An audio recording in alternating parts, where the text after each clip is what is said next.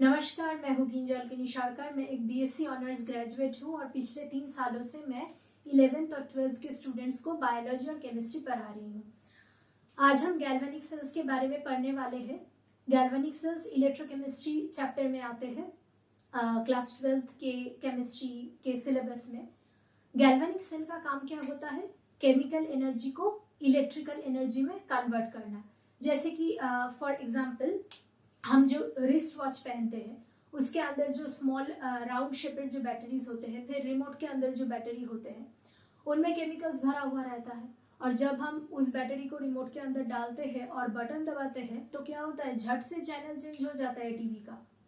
वो क्यों होता है? क्योंकि वो केमिकल एनर्जी जो बैटरीज में स्टोर था वो डायरेक्टली इलेक्ट्रिकल एनर्जी में कन्वर्ट हो रहा है। ठीक है, तो आज हम पढ़ने वाले हैं कि गैल्वेनिक सेल को बनाया गया क्यों, मतलब साइंटिस्ट को ऐसा क्यों लगा कि गैल्वेनिक सेल बनाना चाहिए। तो वो लोग एक एक्सपेरिमेंट कर रहे थे। उस एक्सपेरिमेंट में वो लोग एक बीकर में एक्वस CuSO4 सॉल्यूशन ले रहे थे।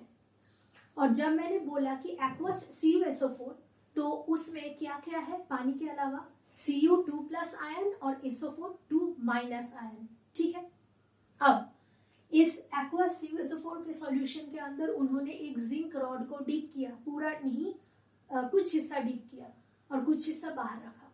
और कुछ टाइम बाद उन्होंने 4 ऑब्जर्वेशन किया। पहला वाला ऑब्जर्वेशन तो ये है कि ये जो जिंक रॉड है ना, इसका वेट डिक्रीज कर गया और जो पोर्शन इमर्स था, डीप था, बाहर का हिस्सा नहीं, जो पोर्शन डीप था उसमें से कुछ हिस्सा गायब होने लगा। तो उन्होंने रिसर्च किया और उनको क्या पता चला कि ये जो जिंक है इसका ऑक्सीडेशन हो रहा है, मतलब लॉस ऑफ इलेक्ट्रॉन्स हो रहा है। आप लोग एक ट्रिक से याद रखिएगा, oil rig, oxidation is loss of electron और reduction is gain of electron. तो यहाँ पे क्या हो रहा था, जिंक सॉलिड जो है वो Zn2+ आयन फॉर्म कर रहा था और 2 इलेक्ट्रॉन को लूज कर रहा था। ठीक है, और ये जो 2 इलेक्ट्रॉन है ये एक्वस CuSO4 सॉल्यूशन के अंदर जा रहा था। और CuSO4 के अंदर ऑलरेडी क्या था, Cu2+ और SO4 2- आयंस था। क्लियर? अब दूसरा ऑब्जर्वेशन क्या है कि blue colour of the solution fades. ये जो CuSO4 का सॉल्यूशन है ये इसका कलर ब्लू होता है। क्यों होता है? क्योंकि इसमें Cu2+ आयंस प्रेजेंट होता है। लेकिन अब ये ब्लू कलर फेड हो गया। क्यों हो गया? क्योंकि सॉल्यूशन के अंदर जो कॉपर आयंस थे, Cu2+ आयन, वो क्या कर रहे हैं, अपने आप को रिड्यूस कर रहे हैं।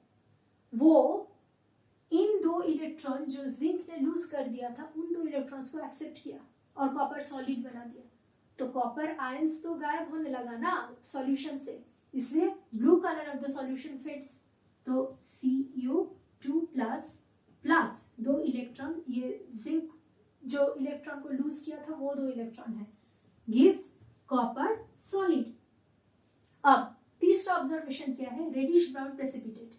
अब ये नीचे के हिस्से में रेडिश ब्राउन प्रेसिपिटेट देखा गया है। ये क्या है? ये कॉपर सॉलिड है। ये जो कॉपर का रिडक्शन होके, कॉपर आयन का रिडक्शन होके कॉपर फॉर्म किया, ये कॉपर वो रेडिश ब्राउन प्रेसिपिटेट है। और लास्ट जो ऑब्जर्वेशन है वो है कि ये जो कॉपर सल्फेट सॉल्यूशन है इसका टेम्परेचर इंक्रीज कर गया। मतलब क्या, हीट का रिलीज हुआ।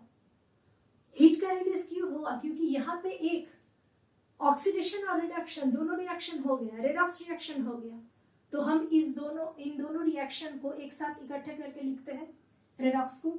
Zn+ Cu2+ gives Zn2+ Cu। ये 2 इलेक्ट्रॉन दोनों साइड से कैंसिल आउट हो जाएगा। So this is the final redox reaction. ठीक है, अब साइंटिस्ट ने देखा कि यहाँ पे तो इलेक्ट्रॉन का ट्रांसफर हो रहा है, मतलब जिंक टू कॉपर इलेक्ट्रॉन का ट्रांसफर हो रहा है। तो अगर वो ये सेम रिएक्शन को 2 अलग अलग बीकर में, अलग अलग कंटेनर में करेगा और उन 2 कंटेनर को एक कंडक्टिंग वायर के मदद से जोड़ देगा तो क्या होगा, इलेक्ट्रॉन का फ्लो कंडक्टिंग वायर के थ्रू होगा। और जब एक कंडक्टिंग वायर के थ्रू इलेक्ट्रॉन का फ्लो होता है तब क्या होता है, करंट जनरेट होता है। तो उनको तो ये भी श्योर होना है कि इलेक्ट्रॉन का फ्लो हो रहा है कि नहीं। तो उसके लिए उन्होंने क्या किया कि एक बल्ब लगा दिया। ठीक है, ये एक बल्ब है, बल्ब लगा दिया। अब क्या, अगर बल्ब ग्लो करेगा तो क्या होगा, इलेक्ट्रॉन का फ्लो हो रहा है, उन लोगों को पता चल जाएगा। अब देखिए इस हिस्से में क्या हो रहा है, उन्होंने जिंक रॉड तो लिया, उसके साथ क्या लिया, एक्वस ZnSO4 सॉल्यूशन, मतलब इसमें पानी के अलावा क्या है, Zn2+ आयन और SO4 2- आयन, और यहाँ पे कॉपर रॉड लिया और CuSO4 सॉल्यूशन लिया, मतलब Cu2+ और SO4 2- आयन है इसमें। अब इन दोनों को जोड़ दिया कंडक्टिंग वायर की मदद से, ठीक है, और बल्ब भी लगा दिया।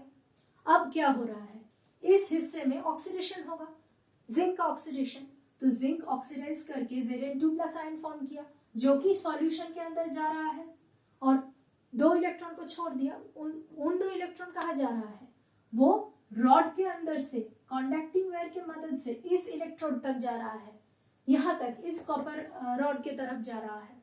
और यहाँ पे क्या हो रहा है, कॉपर रॉड तक ये 2 इलेक्ट्रॉन आया, और इस सॉल्यूशन में ऑलरेडी Cu2+ आयन जो प्रेजेंट है वो क्या कर रहे हैं, ये 2 इलेक्ट्रॉन को एक्सेप्ट कर रहा है, और एक्सेप्ट करके कॉपर सॉलिड बना रहा है। और ये जो कॉपर सॉलिड बन रहे हैं ना, ये रॉड के ऊपर ही डिपॉजिट कर रहे हैं, क्योंकि एक बार जब कॉपर आयन से कॉपर सॉलिड बन गया तो वो तो सॉल्यूशन में नहीं रह सकता, सॉल्यूशन में अगर रहना है तो आयन के फॉर्म में रहना होगा।